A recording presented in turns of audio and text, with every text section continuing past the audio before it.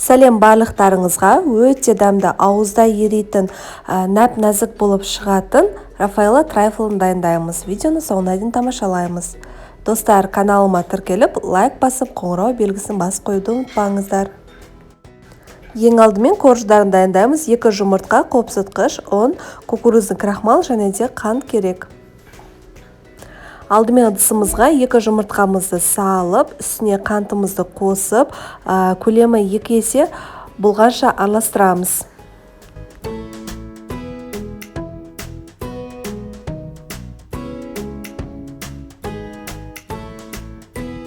Осылай ақ түске айналғанда біздің құрғақ ингредиенттерімізді араластырамыз, яғни ұн, кукурузный крахмал және де разрыхлитель үшеуін бірге араластырамыз. Бірден салып, тағы да бір массаға жеткенше миксердің көмегімен араластырамыз.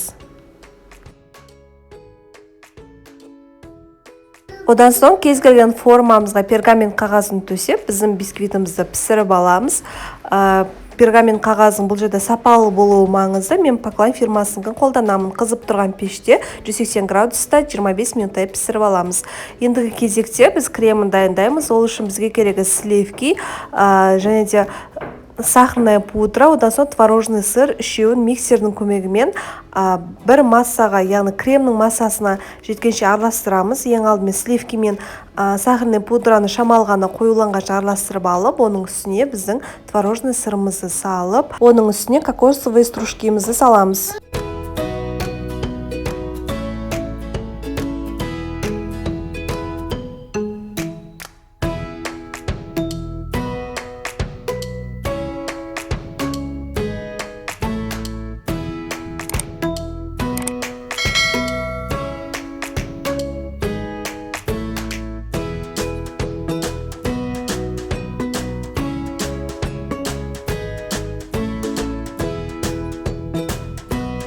Және де ең соңында шоколадты ганажымызды дайындаймыз. Ыстық сливкиімізге ақ шоколадымызды қосамыз. Сол кезде өзі ериді.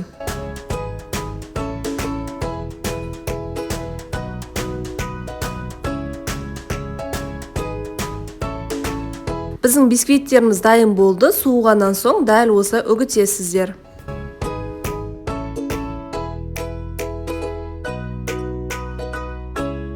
Ендігі кезекте біздің Рафаэлло трайфлдарымызды жинаймыз. Алдымен үгітілген коржымызды, одан соң кремімізді, одан соң тағы да коржды салып, осылай 2 рет жасаймыз. Ең соңында біздің ерітілген сливке араласқан шоколадты ганажымызды бетіне құйып шығамыз.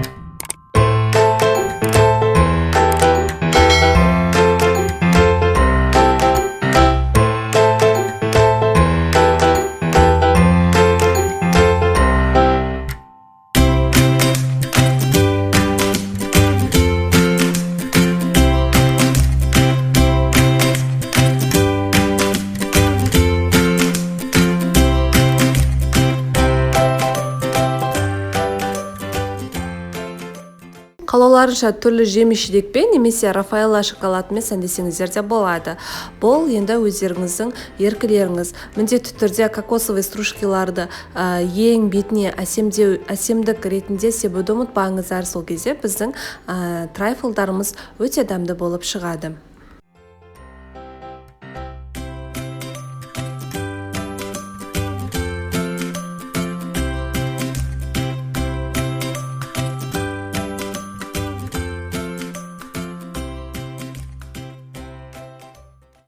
Мінеке достар, біздің өте дәмді Рафаэлло трайфлдарымыз дайын болды. Міндетті түрде жасап көріңіздер, сіздерге ұнайтынына сенімдімін. Достар, видеом ұнаса лайк басып, каналыма тіркелмесеңіздер тіркеліп, қоңырау белгісін басып, комментарийға өз ойларыңызды білдіріңіздер. Достар, осы видеоны барынша достарыңызбен бөлісіп, менің каналымның дамуына үлкен септіктеріңізді тигізсеңіздер. Назарларыңызға рахмет. Сіздермен қоштаспаймын. Келесі видео рецептте кездескенше астарыңыз дәмді болсын.